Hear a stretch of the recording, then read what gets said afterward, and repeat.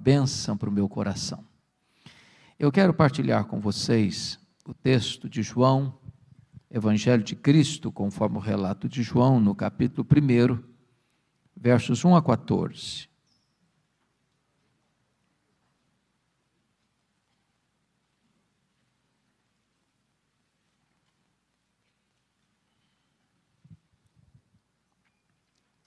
João, capítulo 1, versos de 1 a 14.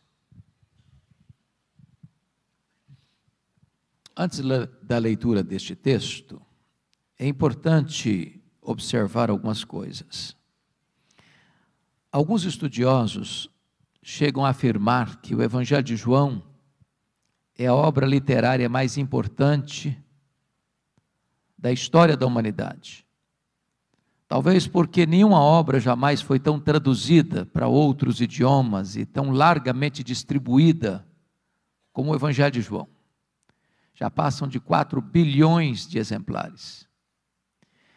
Este evangelho foi escrito quando os demais evangelhos chamados sinóticos, Mateus, Marcos e Lucas, já circulavam nas igrejas há mais de 20 anos. Este evangelho foi escrito quando os demais apóstolos, todos já estavam mortos. E provavelmente todos mortos pelo viés do martírio. Este evangelho foi escrito no final do 1º século, para defender a fé cristã de um ataque frontal, de uma heresia perniciosa que quase devasta a igreja nos 3 primeiros séculos. Uma heresia chamada de gnosticismo, uma espécie de concubinato entre a fé judaica e a filosofia grega. Vocês sabem que Roma dominou o mundo politicamente, mas não subjugou as ideias gregas. E um dos pilares do pensamento grego era o chamado dualismo. Os gregos acreditavam que a matéria era essencialmente má e o espírito era essencialmente bom.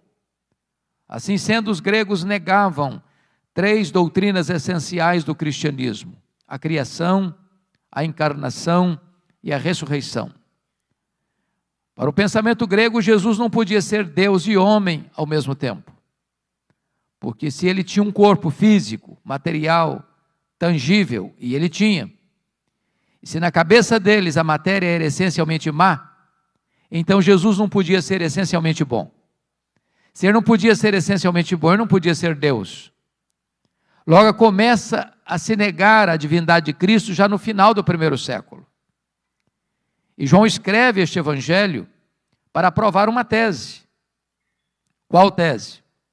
Jesus Cristo é verdadeiramente Deus, sem deixar de ser verdadeiramente homem. Ele não deixou de ser Deus ao encarnar-se, e ele não deixou de ser homem ao retornar para o céu como Deus. Essa tensão prossegue até o 4º século, porque os concílios gerais da igreja que se reuniram, concílio de Niceia, concílio de Constantinopla, concílio de Calcedônia, todos eles estavam envolvidos com a doutrina da cristologia. Então, é muito importante entender que João escreve este evangelho para defender uma tese. A tese de que verdadeiramente Jesus é Deus e homem. Perfeitamente Deus, perfeitamente homem. E aqui na introdução deste evangelho, João vai como que abrir as cortinas da eternidade, acender as luzes no palco da história e revelar-nos o nosso glorioso Redentor. E ao fazê-lo, João nos apresenta Jesus assim: no princípio era o Verbo, e o Verbo estava com Deus, e o Verbo era Deus. Ele estava no princípio com Deus. Todas as coisas foram feitas por intermédio dele, e sem ele, nada do que foi feito se fez. A vida estava nele, e a vida era a luz dos homens. A luz resplandece nas trevas, e as trevas não prevaleceram contra ela. Houve um homem enviado por Deus, cujo nome era João. Este veio como testemunha para testificar a respeito da luz, a fim de todos virem a crer por intermédio dele.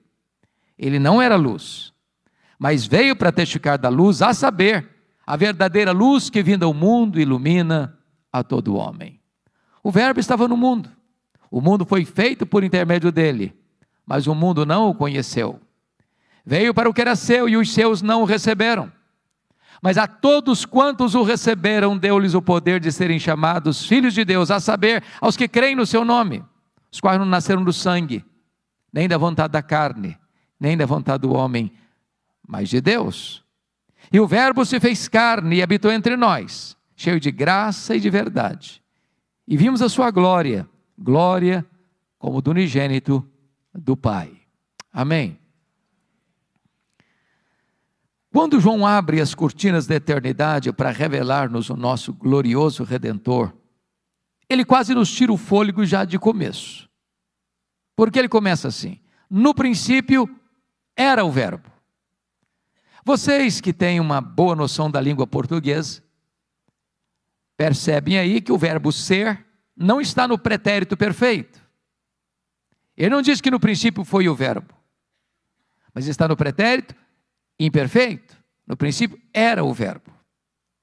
Isso significa que quando tudo teve um princípio, e diz a Bíblia que no princípio criou Deus os céus e a terra, o verbo já existia. Portanto, ele preexiste ao princípio, ele preexiste ao começo, ele preexiste à criação, ele preexiste à história. Logo, ele é eterno. E eternidade é um atributo exclusivo de Deus. Na primeira declaração de João, ele já afirma a sua tese, que Jesus é Deus. Em 1978, quando eu entrei no seminário de Campinas, eu li um livro dificílimo de ler, pelo menos para mim naquela época, mas necessário de ser lido. As Categorias de Aristóteles, o pensador grego. E Aristóteles diz que você só consegue entender algumas coisas dentro de categorias humanas, de tempo, de espaço, de tamanho. Eu entendo um pouquinho de tempo, mas eu não compreendo bem o que é eternidade. E eu explico.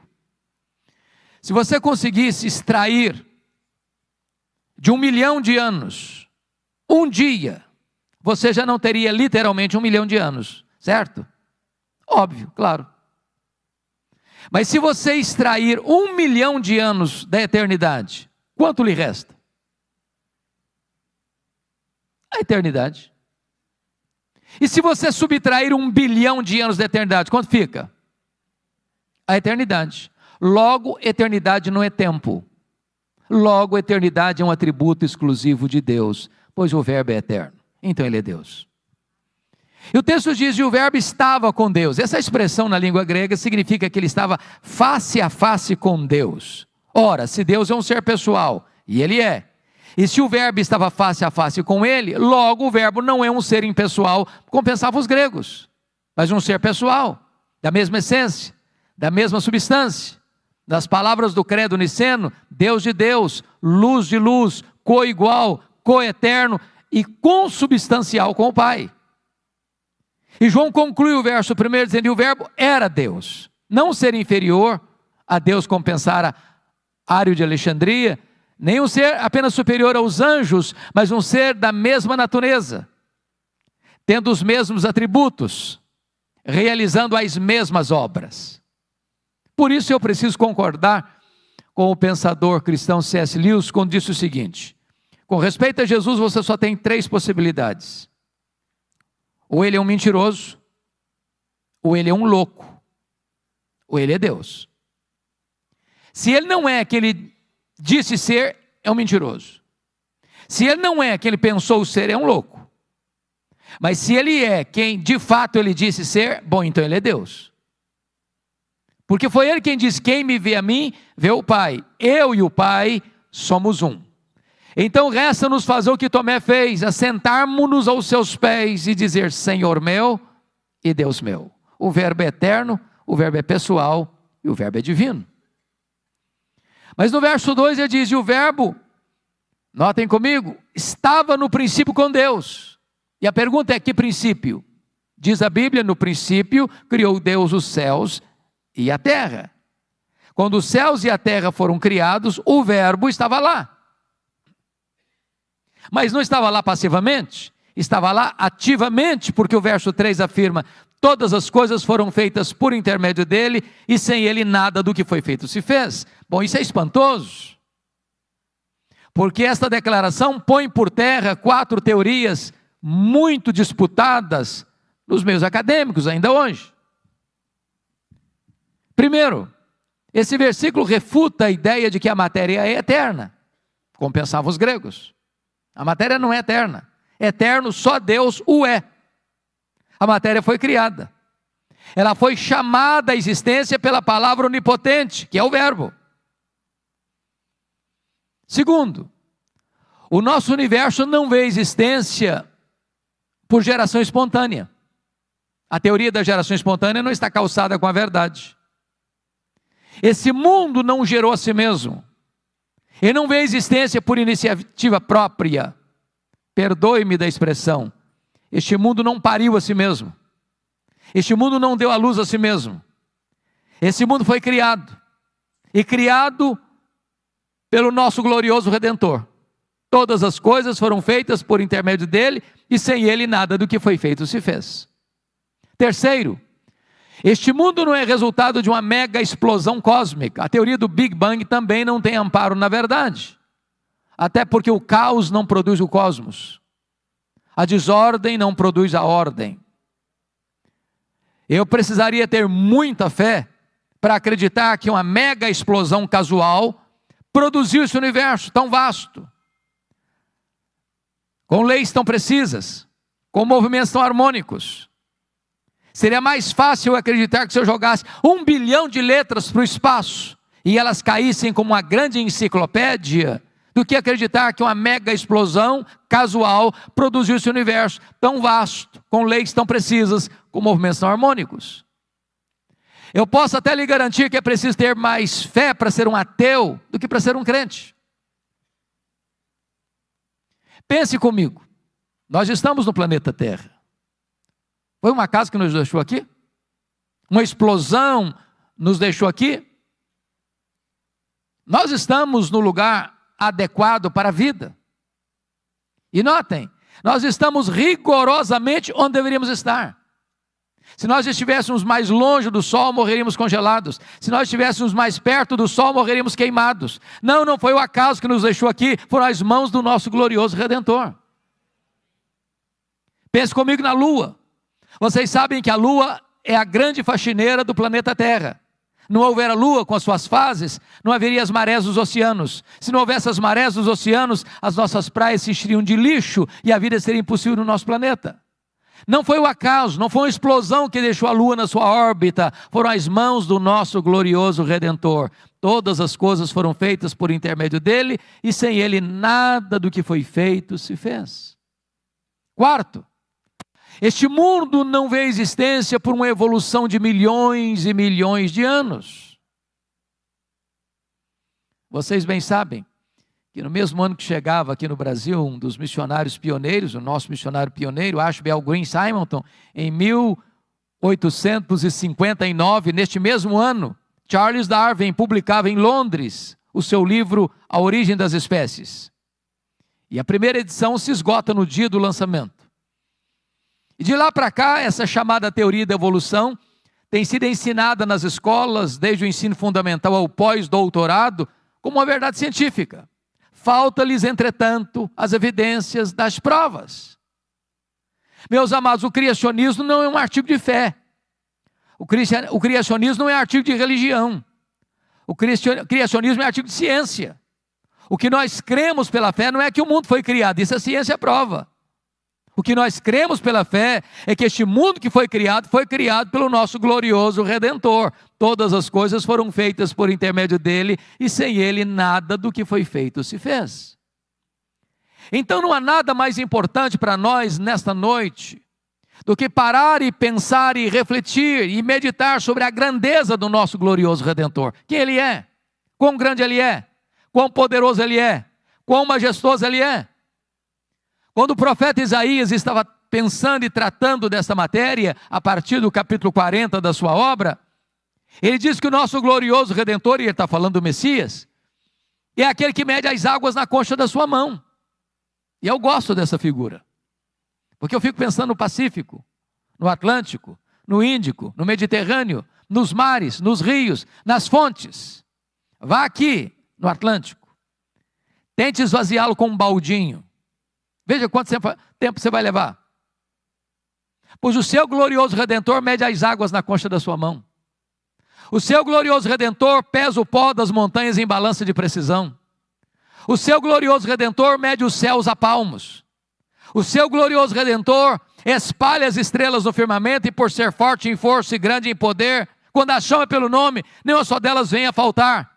O seu glorioso Redentor olha para as grandes nações e grandes potências econômicas e militares da terra e considera todas elas como um pingo que cai num balde, como um pó numa balança de precisão, como um vácuo, como nada, como menos do que nada. Este é o seu glorioso Redentor. Agora pergunte a um astrônomo qual é o tamanho desse universo que ele mediu a palmos. Pergunte, por mais robusto que seja o seu conhecimento. Sabe qual é a resposta dele? Se ele for honesto: eu não sei. Quando ele diz eu não sei, ele não está confessando a ignorância absoluta. Até porque nenhum homem é capaz de afirmar categoricamente qual é o exato tamanho do universo. Isso é uma matéria em aberto. Mas você e eu sabemos de uma coisa: o universo não é infinito, porque a infinitude é um atributo exclusivo de Deus. Entretanto, os cientistas afirmam categoricamente que o nosso universo tem mais de 93 bilhões de anos-luz de diâmetro. O que significa isso? Significa que se você conseguisse voar a velocidade da luz, 300 mil quilômetros por segundo, nessa velocidade você demoraria mais de 93 bilhões de anos para ir de uma extremidade à outra do universo. E não há um centímetro desse universo, como dizia Abraham Kuyper, onde o Senhor Jesus não possa dizer: isso aqui é meu, eu criei isso aqui, sou dono disso aqui. Este é o nosso glorioso Redentor. Pergunte aos astrônomos quantas estrelas existem, e ele vai responder: eu não sei. Mas o que eles já sabem é que há mais estrelas no firmamento do que todos os grãos de areia de todas as praias e desertos do nosso planeta. Vá um dia à praia, enche a concha da sua mão de areia, tenha paciência de levar para casa, botar numa tábua de vidro e contar quantos grãos de areia você consegue botar na concha da sua mão. Eu fui fazer isso nas férias, pastor. Fui fazer essa experiência. E comecei a contar 1, 10, 50, 100, 150, 200, 400, 500, eu parei. Não tinha contado a ponta do dedo ainda. Há mais estrelas no firmamento que todos os grãos de areia de todas as praias e desertos do nosso planeta. Mas o seu glorioso Redentor não apenas criou todas elas, ele batizou cada uma delas pelo nome. E por ser forte em força e grande em poder, quando a chama pelo nome, nenhuma só delas vem a faltar. Este é o nosso glorioso Redentor. Todas as coisas foram feitas por intermédio dele, e sem ele nada do que foi feito se fez. Até o século passado, nós estávamos pasmos com a grandeza do macro-universo. De lá para cá, nós estamos boquiabertos com a grandeza insondável do micro-universo. Por exemplo, se você conseguisse pegar uma folha, é verdadeira aquela ali? Não, tão bonita assim? Verdadeira. Eu gosto de vocês, são desse jeito. Se você pegar uma folha dessa e examiná-la detidamente, ela é tão complexa ou até mais complexa do que a cidade de Recife. Se você pegar um ovo e quebrá-lo, aquela gema é mais complexa do que qualquer máquina que o homem jamais inventou. Dr. John Wilson, catedrático de Harvard, uma das maiores autoridades de oftalmologia no mundo, diz que você e eu temos em torno de 10 milhões de fios duplos encapados em cada um dos nossos olhos, e se não for assim, haveria um curto-circuito e ficaríamos cegos. Dr. Marshall Nirenberg, prêmio Nobel de Biologia, fez uma das mais fantásticas descobertas do século passado. Ele descobriu que você e eu somos um ser programado geneticamente, computadorizadamente programados. Ele descobriu que nós temos em torno de 60 trilhões de células vivas no nosso corpo, e em cada uma dessas células você tem 1,70 m de fita DNA, onde estão gravados e computadorizados todos os seus dados genéticos, a cor dos seus olhos, a cor da sua pele e o seu temperamento. Se você espichar a fita DNA do seu corpo, você terá 102 trilhões de metros de fita DNA, você terá 102 bilhões de quilômetros de fita DNA no seu corpo, daria para dar diversas voltas no sistema planetário. O Dr. Loy vai afirmar mais tarde que código de vida não se origina espontaneamente, não se origina de uma evolução de milhões e milhões de anos. Códigos de vida foram plantados em você pelo Deus Todo-Poderoso, Criador dos céus e da terra, e este é o nosso glorioso Redentor. Todas as coisas foram feitas por intermédio dele, e sem ele nada do que foi feito se fez. Mas agora nos leva para o verso 4 e nos tira o fôlego de novo, porque diz: e a vida estava nele, e a vida era a luz dos homens. Isso é fantástico, porque na verdade tudo que existe, existe porque ele criou. Anjos, homens, animais, aquáticos, terrestres, voláteis, o universo, enfim, existe porque recebeu vida dele. Mas ele é autoexistente. Alguém pergunta: mas quem criou Deus? Resposta: ninguém, ele não foi criado. Ele é o Criador. Alguém pergunta: mas quando ele passou a existir? Resposta: não, ele não passou a existir. Ele é o Pai da eternidade. Ele é eterno. E esse texto é maravilhoso, porque o texto diz que a luz resplandece nas trevas, e as trevas não prevaleceram contra ela. Bom, nem você nem eu jamais vimos, jamais veremos, em qualquer tempo ou em qualquer lugar, a luz ter medo das trevas. Por menor que seja a luz, por mais trevosa que seja a treva, quando a luz chega, a treva tem que ir embora. Sabe o que significa isso? Não tem páreo para Jesus. Jesus não se sente ameaçado nem acuado. Ele não está em risco, sob quaisquer circunstâncias. Ele é a luz. E onde a luz chega, chega a verdade, chega a libertação, chega a cura, chega o perdão, chega a salvação, chega a restauração. As trevas não podem prevalecer contra a luz, e ele é a luz que vinda ao mundo ilumina a todo homem. Louvado seja o Senhor. Bom, eu disse para vocês no começo que João escreveu este evangelho para provar uma tese. Qual tese? Jesus Cristo é verdadeiramente Deus. E até aqui no versículo 5 ele provou essa tese de duas maneiras. Primeiro, ele é Deus porque tem os mesmos atributos de Deus. Ele é eterno, ele é pessoal, ele é divino, ele é autoexistente. Segundo, ele é Deus porque realiza as mesmas obras de Deus. Ele é o Criador, ele é o doador da vida, ele é o mantenedor da vida. Bom, se ele é tudo isso mesmo, e é, preciso lhe dizer algo nesta noite. Você não pode sair daqui neutro em relação a Jesus. Proponho um paradoxo. Vale-me da obra A Ética da Decisão, quando o autor diz assim: você é escravo da sua liberdade. E eu vou esclarecer isso, ilustrando. Você é como uma pessoa dentro de uma canoa, rio abaixo, à beira de um abismo. Você tem que tomar uma decisão. Você pode pular da canoa e nadar até a margem. Você pode remar e ancorar a canoa num lugar seguro. Ou você pode fingir que não tem abismo, até ser esmagado pela fúria das águas. Só uma coisa você não pode deixar de fazer, é tomar uma decisão. Hoje, cada um de nós aqui precisa necessariamente tomar uma decisão em relação a Jesus. Ninguém pode ficar neutro. Talvez você diga: mas eu fui convidado para estar aqui, estou até gostando de estar aqui, mas eu não quero tomar decisão, não vou tomar decisão. E tem mais, eu estou até indeciso. Então eu preciso lhe dizer que a indecisão também é uma decisão. A indecisão é a decisão de não decidir. E com respeito a Jesus isso é impossível, porque foi ele quem disse: quem não é por mim é contra mim, quem comigo não ajunta espalha. É por isso que a partir de agora do verso 6, João vai apresentar-nos 3 decisões em relação a Jesus. A primeira delas está aí nos versos 6 a 9, confira comigo. Houve um homem enviado por Deus, cujo nome era João. Este veio como testemunha para testificar a respeito da luz, a fim de todos irem a crer por intermédio dele. Ele não era luz, mas veio para testificar da luz, a saber, a verdadeira luz que vinda ao mundo ilumina todo homem. Vamos entender o que está acontecendo aqui. Diz a Bíblia que entre Malaquias, o último profeta do Velho Testamento, e João Batista, há um período de 400 anos. Nós chamamos de período interbíblico, ou de silêncio profético. Tinha templo, tinha música, tinha festas, tinha sacrifícios, mas não tinha a palavra de Deus. Diz a Bíblia que depois de 400 anos veio a palavra do Senhor a João no deserto, e ele percorreu toda a circunvizinhança do Jordão, pregando o batismo de arrependimento para a remissão de pecados. E as multidões fluíam das cidades, das vilas, das aldeias, para encontrar João no deserto. E por ele eram batizadas.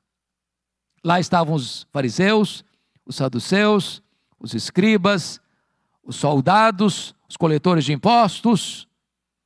E de repente diz Lucas que toda essa multidão começa a cogitar algo. E essa cogitação se transforma numa pergunta. E essa pergunta se transforma numa pergunta tentadora. E essa pergunta tentadora beija os ouvidos de João Batista com aquela voz aveludada do sibilo da serpente. E a pergunta era esta: porventura tu não és o próprio Cristo? Olha a tendência de botar um homem no pedestal aí. Olha o perigo de exaltar um homem aí. Se João tivesse engolido aquela isca venenosa, ele poderia pensar: bom, gente, pensando melhor, eu acho que eu sou um fenômeno. Tem 400 anos que ninguém nunca viu o que está acontecendo aqui. Olha essa multidão toda atrás de mim no deserto. Se ele tivesse engolido a isca venenosa, ele poderia pensar: bom, gente, se eu me declarar Messias aqui, o povo já tem do meu lado. Mas ele não engoliu a isca venenosa, não. Ele foi claro: eu não sou o Messias, eu vim preparar o caminho do Messias. Eu não sou o verbo, eu sou apenas uma voz que clama no deserto. Eu não sou a luz, eu aponto para Jesus e digo: esta é a verdadeira luz que vinda ao mundo e ilumina todo homem. Eu não sou o cordeiro, eu aponto para Jesus e digo: eis o cordeiro de Deus que tira o pecado do mundo. Eu não sou o noivo, eu sou apenas um amigo do noivo. Eu, na verdade, batizo com água, mas aquele que vem depois de mim é mais poderoso que eu, e ele vos batizará com o Espírito Santo e com fogo. Eu, na verdade, não sou digno de me curvar, desatar as correias das suas sandálias. Eu, aliás, tenho um lema: convém que ele cresça e que eu diminua.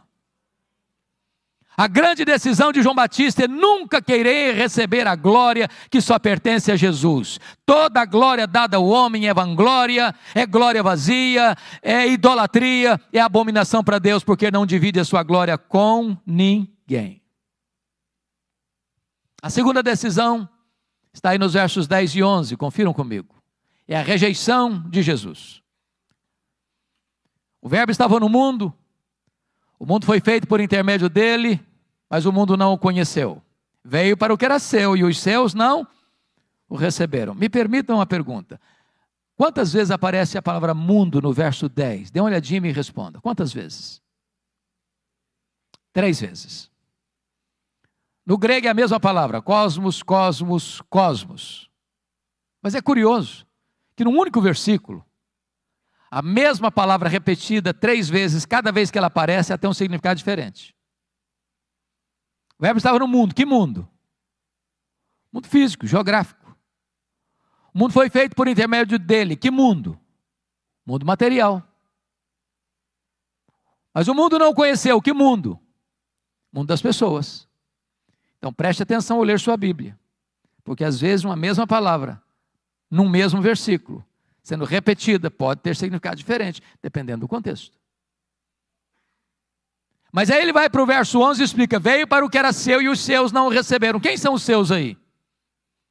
Os judeus, o povo de Israel. E por que não receberam? Por falta de evidência?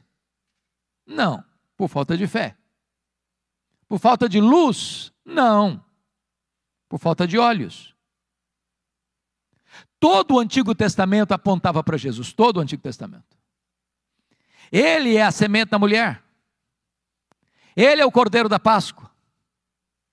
Ele foi simbolizado pela coluna de fogo e pela coluna de nuvem. Ele foi simbolizado pelo maná e pela água que brotava da rocha. Ele foi simbolizado pelo tabernáculo. Ele foi simbolizado pela arca da aliança. Ele foi simbolizado por aquilo que estava dentro da arca, as tábuas da lei, o vaso com maná e a vara seca de Arão que floresceu. Ele foi simbolizado pelas festas, ele foi simbolizado pelos sacrifícios, ele foi simbolizado pelo sábado. Tudo isso era sombra dele, ele é a realidade.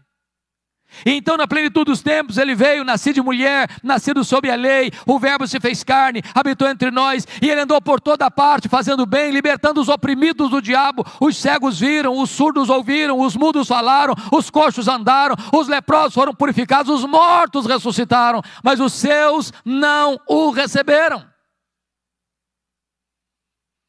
É doloroso que quando você vai a Israel,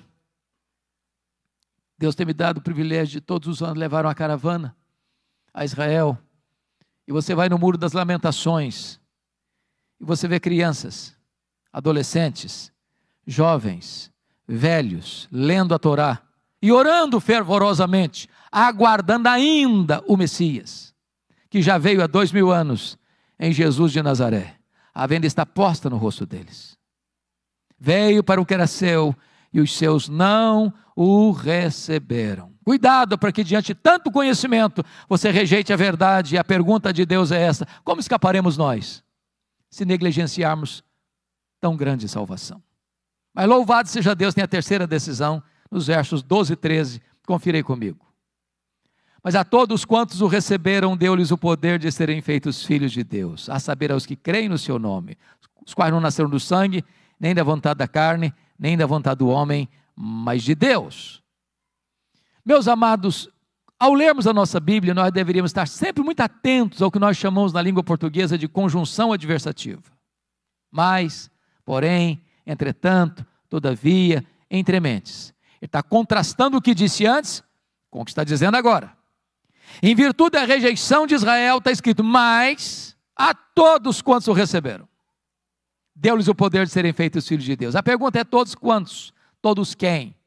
E a resposta é: todos judeus, todos gentios, todos homens, todos mulheres, todos pequenos, todos grandes, todos crianças, todos adolescentes, todos jovens, todos adultos, todos velhos, todos ricos, todos pobres, todos doutores, todos analfabetos, todos religiosos, todos não religiosos, todos da cidade, todos do campo, todos brancos, todos amarelos, todos pardos, todos negros, não importa de onde você vem, não importa para onde você vai, se você receber a Jesus, você recebe o poder de ser feito filho de Deus. Fica evidente, portanto, que nem todos são filhos de Deus. Ser filho de Deus não é coisa natural. Ser filho de Deus é a coisa mais revolucionária que pode acontecer na sua vida. Ser filho de Deus é ter um novo coração, uma nova mente, uma nova vida, uma nova família, uma nova pátria, uma nova herança. Ser filho de Deus é ser nova criatura. Mas João não quer que nenhum de nós saia daqui confuso acerca do que significa ser filho de Deus. Por isso ele explica melhor no verso 13. Os quais não nasceram do sangue. O que significa isso? Ser filho de Deus não é coisa hereditária. Não é hereditário. Há um adágio popular conhecido aqui, que diz assim: filho de peixe, peixinho é. Mas não é verdade que ser filho de crente, crentinho é. Para ser filho de Deus, tem que nascer de cima, tem que nascer do alto, tem que nascer da água, tem que nascer do Espírito, tem que nascer de novo, tem que ser nova criatura. Alguém pergunta assim: você é filho de Deus? Ué, mas é claro, mas meu pai é o pastor da igreja. A minha mãe até dirige uma reunião de oração na igreja. Ô, gente, ser filho de pastor deve ser coisa boa. Eu não sou, mas deve ser. Ter uma mãe de oração com certeza é uma bênção. Mas isso não faz de ninguém filho de Deus, não. Você é filho de Deus? Mas é claro, eu sou presbiteriano desde que eu nasci. Ué, ser presbiteriano deve ser coisa boa, mas não faz de ninguém filho de Deus também, não. Você é filho de Deus, mas é óbvio que eu sou assembleiano, desde o berço. Ser assembleiano deve ser coisa boa para você, mas faz de você filho de Deus também, não. Você é filho de Deus, mas é óbvio, eu sou calvinista, convicto. Se você é calvinista e convicto, é uma benção para você, mas não faz de você filho de Deus também, não. Você é filho de Deus, mas é claro, eu sou arminiano. Ser arminiano pode ser coisa boa para você, mas não faz de você filho de Deus também, não. Para você ser filho de Deus, você tem que nascer de novo. Você tem que nascer da água, do Espírito. Se você não nascer de novo, você não pode nem ver e nem entrar no reino de Deus. Segundo, os quais não nasceram do sangue, nem da vontade da carne. Sabe o que significa isso? Nenhum de nós tem competência para se autoproclamar filho de Deus. Salvação não está na sua mão. Salvação não está na mão do pastor. Salvação não está na mão da igreja. Salvação não está na mão dos concílios. Salvação está na mão de Deus. Só o próprio Deus pode nos fazer seus filhos. Deixa eu ilustrar isso. Vocês moram na praia. Aliás, as melhores praias do mundo são as do Nordeste. Gostaria de morar nessa região para tomar um banhozinho de água quente, porque eu não tolero água fria, eu vou na praia lá, eu só molho a ponta dos pés e saio correndo. E aí, quando você chega um feriado, você não quer praia, você quer ir para as montanhas, né? Então, imagine que você vai para uma montanha bem agradável, aquele arvoredo luxuriante com as suas cabeleiras esvoaçando pelo vento, aquela relva verde, farfalhante, sendo rasgada pelos regatos de águas cristalinas. Imagine comigo aquele passaredo a cantar, as borboletas enchendo o espaço de cores variadas, as flores mimosas com as pétalas aveludadas, exalando um inebriante perfume, e aquela brisa gostosa batendo no seu rosto, e você pensando e meditando, dizendo, mas que coisa maravilhosa. Você quer saber uma coisa? A partir de hoje eu me faço filho de Deus. Bonito, não? Mas impossível. Você não tem esse poder, eu não tenho esse poder, nenhum de nós tem esse poder. Só o próprio Deus pode nos fazer seus filhos. E Ele tem uma exigência única, inegociável. A todos quantos o receberam, deu-lhes o poder de serem feitos filhos de Deus. Terceiro, os quais não nasceram do sangue, nem da vontade da carne, nem da vontade do homem. Sabe o que significa isso? Nenhum homem, por mais ilustre, tem autoridade e competência para dizer para você, seja filho de Deus. Nem os patriarcas, nem os profetas, nem os apóstolos, nem os pais da igreja, nem os reformadores, nem os avivalistas, nem Paulo, nem Pedro, nem Maria, nem o Papa, nem o bispo, nem o sacerdote, nem o pastor, nem a igreja, nem o concílio eclesiástico tem esse poder. Só o próprio Deus pode fazer de você seu filho. E Ele dá o poder a todos quantos receberam o seu Filho Jesus Cristo como seu Salvador pessoal e como Senhor da sua vida. Pois bem, amados, agora João vai nos levar à conclusão desse texto. Naquilo que Atanásio, aquele grande campeão da ortodoxia, no Concílio de Nicéia em 325, triunfou sobre as teses heréticas de Ario, e ele escreveu um livro sobre encarnação. Aliás, está em português essa obra. E ele diz que a encarnação é o maior mistério do cristianismo. E é mesmo, se não vejamos. O que está escrito aí? E o verbo se fez carne. A pergunta é, que verbo? E a resposta é, o verbo eterno, pessoal, divino, autoexistente, criador. O verbo que é Deus, imenso, infinito, eterno, imutável, onipotente, onipresente, onisciente, transcendente, soberano, que nem os céus dos céus pode contê-lo. Agora diz o apóstolo Paulo em Filipenses 2,6 que ele a si mesmo se esvaziou. Ele não foi esvaziado, ele se esvaziou. Mas se esvaziou até quando? Sendo ele transcendente, maior do que o universo, ele foi se esvaziando e se esvaziando, e se esvaziando, e se esvaziando, e se esvaziando, a ponto de se transformar num zigoto, num embrião, num feto, num bebê, que nasceu de uma virgem, foi enfaixado em panos, deitado numa manjedoura, pois aquele bebê é o Rei da Glória, é o Criador do Universo, é aquele que nem os céus dos céus pode contê-lo. Mas ele não veio para habitar longe de nós não, sentindo náuseas de nós. Ele veio para habitar entre nós.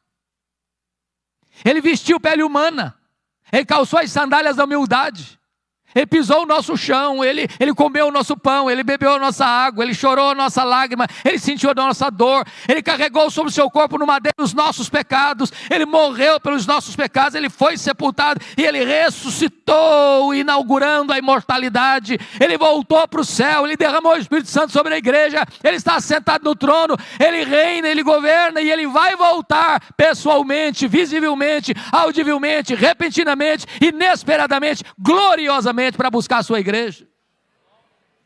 Mas ele veio não cheio de justiça e juízo, porque se viesse assim ele nos esmagaria. A Bíblia nos diz que o melhor de nós, e o melhor de nós são as nossas justiças, aos olhos dele, não passam de trapos de imundície. Esta palavra não é uma palavra agradável, nem de falar, nem de descrever.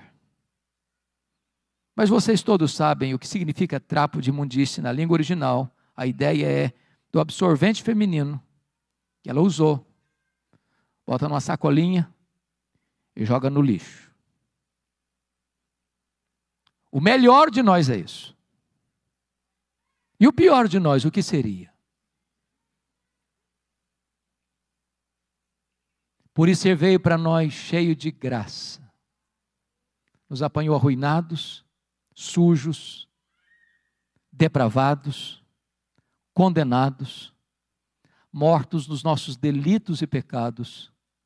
E ele nos deu vida, ele nos limpou, ele nos lavou, ele nos transformou. Ele nos fez assentar com ele nas regiões celestes, acima de todo principado e potestade. Ele nos fez membros da família de Deus, nos fazendo herdeiros de Deus e co-herdeiros com ele. E o texto conclui dizendo: e vimos a sua glória, glória como do unigênito do Pai. E glória não é um atributo de Deus, como é a santidade, a justiça, a misericórdia. Glória é um conceito que envolve a manifestação plena de Deus nos seus atributos. Quando Deus mandava um profeta no Velho Testamento, ele apontava para um atributo de Deus, via de regra, com mais ênfase. Isaías enfatizou a santidade, Amós enfatizou a justiça, Osés enfatizou a misericórdia. Mas quando Jesus veio, ele não veio para enfatizar este ou aquele atributo, ele veio para revelar Deus no sentido pleno. Sabe por quê? Porque ele era a exata expressão do ser de Deus. Ele era o resplendor da glória. Nele habitou corporalmente toda a plenitude da divindade. Por isso ele pode dizer: quem me vê a mim, vê o Pai, porque eu e o Pai somos um. Então está provada a tese de João, ele é verdadeiramente Deus. Mas eu não poderia terminar sem partilhar com vocês duas verdades, para mim, fundamentais. A primeira delas, meus irmãos, é que João, quando vai, na sua tese, defender a divindade de Cristo, ele não o faz só na introdução, mas ele o faz no corpo do seu trabalho, em todo o Evangelho, seguindo as mesmas pegadas da introdução. Porque na introdução ele provou que Jesus é Deus de duas maneiras. Ele é Deus porque realiza as mesmas obras de Deus, e ele é Deus porque tem os mesmos atributos de Deus. Quando você vai para o restante do Evangelho, ele segue a mesma toada. O que ele vai fazer? João vai pegar dos muitos sinal porque os milagres de Jesus apontavam para uma verdade espiritual, por isso é sinal. E a última declaração dele no Evangelho, o último versículo, diz que se tudo fosse registrado, não caberiam, numa linguagem hiperbólica, no mundo inteiro os livros. Ele vai selecionar 7 milagres. Por que 7? Porque é o número da perfeição. Para mostrar uma coisa: se ele realiza as obras de Deus, logo ele é Deus. Primeiro milagre, capítulo 2, ele transforma água em vinho. Segundo milagre, capítulo 4, ele cura o filho do oficial. Terceiro milagre, capítulo 5, ele cura o paralítico de Betesda. Quarto milagre, capítulo 6, ele multiplica pães e peixes. Quinto milagre, capítulo 6, ele anda sobre o mar. Sexto milagre, capítulo 9, ele cura o cego de nascença. Sétimo milagre, capítulo 11, ele ressuscita Lázaro. Se ele faz as obras de Deus, logo ele é Deus. Mas agora vai provar que Jesus é Deus ao restante do Evangelho, mostrando que ele tem os mesmos atributos de Deus. O que ele vai fazer? Pegar uma declaração de Jesus, João 8,58. Antes que Abraão existisse, eu sou. E eu sou é o grande nome de Deus revelado a Moisés, o nome Javé. De onde vem a nossa palavra Jeová? Jeová é quando você junta as consoantes de Javé com as vogais de Adonai, você forma o nome Jeová. Pois Jesus é o Jeová do Velho Testamento. O que é que João vai fazer? Selecionar 7 declarações de Jesus, eu sou. Primeira declaração, João 6,35, eu sou o pão da vida. Segunda declaração, João 8,12, eu sou a luz do mundo. Terceira declaração, João 10,9, eu sou a porta. Quarta declaração, João 10,11, eu sou o bom pastor. Quinta declaração, João 11,25, eu sou a ressurreição e a vida. Sexta declaração, João 14,6, eu sou o caminho e a verdade e a vida. Sétima declaração, João 15,1, eu sou a videira verdadeira. Se ele tem os mesmos atributos de Deus, logo ele é Deus. Então está provada a tese de João. Ele é Deus, porque realiza as mesmas obras e porque tem os mesmos atributos. Mas a segunda coisa é que eu não posso terminar sem deixar claro, e para mim é um grande mistério, é que dessas 7 declarações de Jesus, uma delas ele compartilha com a igreja. Por exemplo, ele disse em João 8,12, eu sou a luz do mundo. Mas ele disse em Mateus 5,14, vós sois a luz do mundo. Curiosamente, irmãos, Jesus nunca disse para a igreja assim, vós sois o pão da vida, quem se alimentar de vós nunca mais terá fome. Ele nunca disse isso para a igreja. Ele nunca disse assim para a igreja, vós sois a porta, quem entrar por vós será salvo, entrará e sairá e achará pastagens. Ele nunca disse isso para a igreja. Jesus nunca disse assim para a igreja, vós sois o bom pastor que deu a vida pelas ovelhas. Ele nunca disse isso para a igreja. Jesus nunca disse assim para a igreja, vós sois a ressurreição e a vida, quem crer em vós não morrerá eternamente. Ele nunca disse isso para a igreja. Jesus nunca disse assim para a igreja, vós sois o caminho e a verdade e a vida, e ninguém vem ao Pai senão por vós. Ele nunca disse isso para a igreja. Jesus nunca disse assim para a igreja, vós sois a videira verdadeira. Ele nunca disse isso para a igreja. Mas Jesus diz, eu sou a luz do mundo. E Jesus disse, vós sois a luz do mundo. Como entender este mistério? Para esclarecê-lo, me permitam 2 perguntas e eu termino aqui. Primeira pergunta, o sol brilha? E a resposta é sim, o sol brilha. E por que o sol brilha? Porque o sol tem luz própria. Sabe por que Jesus brilha? Porque ele é o sol da justiça. Ele é a verdadeira luz que vinda ao mundo ilumina todo homem. Segunda pergunta. A lua brilha? E a resposta é sim, a lua brilha. Mas como a lua brilha? A lua não tem luz própria. A lua só brilha na medida em que ela reflete a luz do sol. Então aqui está uma lição fenomenal. A igreja não é luz do mundo na mesma medida que Jesus é luz do mundo. A igreja não tem luz própria. A igreja só brilha na medida em que ela reflete a luz de Jesus, o sol da justiça, a verdadeira luz que vinda ao mundo ilumina todo homem. Então sabe qual é o seu papel? Sabe qual é o meu papel? Sabe qual é o papel da igreja evangélica, igreja protestante de Recife? É sair pelas ruas, pelos becos, pelas avenidas, pelas praças, pelas escolas, pelas universidades, pelos hospitais, pelo comércio, pela indústria, pelos salões dos governantes, levando essa luz e deixando esta luz brilhar. Para que ele, a verdadeira luz que vinda ao mundo ilumina todo homem, seja conhecido e temido nessa cidade. A ele nós rendemos a honra, a glória e o louvor, agora e pelos séculos eternos. Amém. Vamos ficar em pé, meus amados, e vamos orar.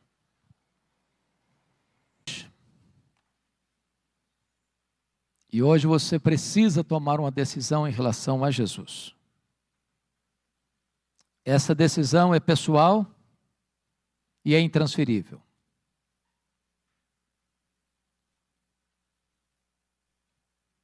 E que cada um de nós responda a esta verdade bendita e se renda a Jesus. Porque não há nenhum outro nome dado entre os homens pelo qual importa que sejamos salvos.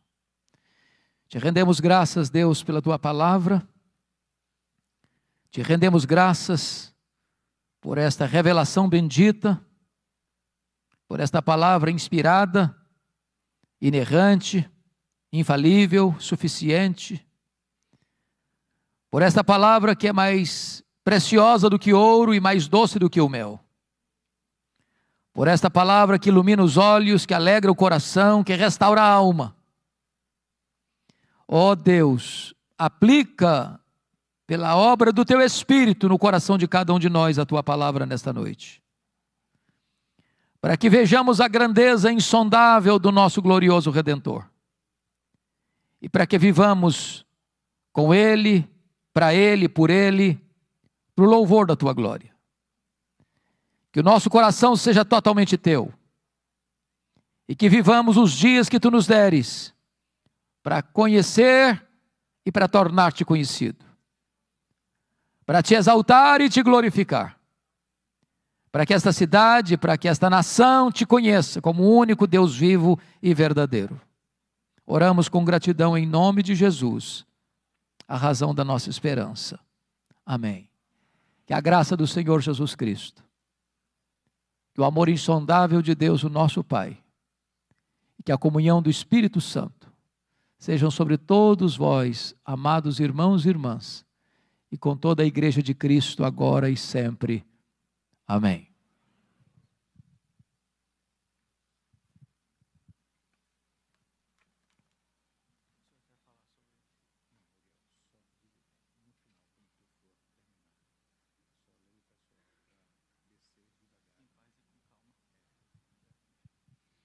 Meus irmãos podem se assentar. Alguns avisos, e eu peço que os irmãos aguardem para que nós terminemos o nosso momento. A livraria está aberta lá embaixo. Nós estamos com desconto em até 60% e em até 10 vezes o parcelamento. Então, se você quer comprar algum livro, essa é a hora, não deixe para depois, porque talvez você não tenha outra oportunidade. Nós temos o nosso café com bolo lá embaixo. É um momento de comunhão para nós, além de nos deliciarmos com as refeições, mas também conversarmos um pouco, aproveitarmos a oportunidade de termos uma comunhão com todos. Um terceiro aviso é sobre o que está aí no telão. No final desse ano, mês de outubro, vai acontecer mais um encontro da fé reformada aqui na igreja. Esse ano tratando sobre a reforma importante, sobre diferenças entre evangélicos e católicos. Como vocês podem ver aí, os preletores. E nós teremos um stand lá embaixo, um pessoal numa mesa fazendo inscrição. Então, se você quer participar desse evento, você pode fazer sua inscrição ainda hoje. E nos vemos de 27 a 29 de outubro aqui na igreja. Um outro aviso que eu queria dar para vocês na verdade, vou pedir para o reverendo a indicação de alguns livros. Melhor ele falar do que eu, seus próprios livros. O senhor não sabe falar, não? Então, o senhor fala do livro do reverendo Augustus e eu falo os seus. Agora ficou certo. Nós temos... Deixa eu falar primeiro, aqui, ó.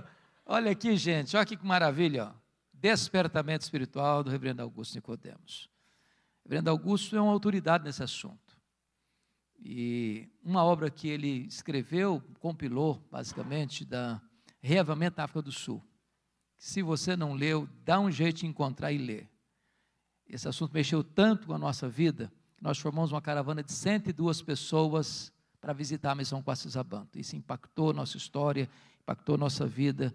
E se você não tem esse livro, não vai embora sem ele, porque isso vai mexer com o seu coração. Quem sabe vai ser um divisor de águas na sua vida. Eu podia ter falado o seu, eu ia falar melhor que eu.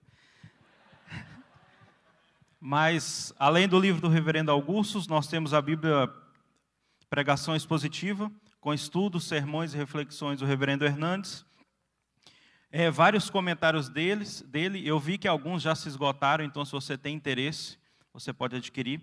Além do livro Minha História Vai Mudar a Sua. E eu queria falar para vocês sobre a questão agora dos autógrafos e fotos. Nós teremos um momento agora para isso, para autógrafos e fotos lá embaixo. A gente só pede um pouquinho de organização agora para descer em paz, com calma, tranquilamente, tá bom? O voo do reverendo Hernandes não é agora, ele pode esperar um pouquinho. Então, desçam em paz, com calma. A junta diaconal vai estar lá embaixo para organizar a fila. E o último aviso antes de vocês irem embora é que o Expondo as Escrituras, que vocês estão aqui, para aqueles que estão pela primeira vez, é um estudo bíblico aqui da nossa igreja, da primeira igreja presbiteriana do Recife. Os pastores aqui da nossa igreja, pastor Augusto, pastor Cláudio, são os pastores que fazem esses estudos todas as segundas-feiras. Mas devido ao período de licença médica do pastor Augusto, pastores convidados, como o reverendo Hernandes, estão vindo todas as segundas-feiras. Então você é nosso convidado para todas as segundas-feiras, a partir das 8 horas, estarem aqui e ouvirem da palavra de Deus. Na próxima segunda-feira nós teremos o pastor Cláudio Henrique, que é pastor da nossa igreja, fazendo a exposição. Na próxima segunda-feira nós teremos o reverendo Emílio Garófalo. E encerrando esse primeiro semestre, nós teremos o pastor Paulo Júnior. Então você é nosso convidado todas as segundas-feiras aqui às 20 horas, expondo as Escrituras. Vão em paz e com calma, por favor.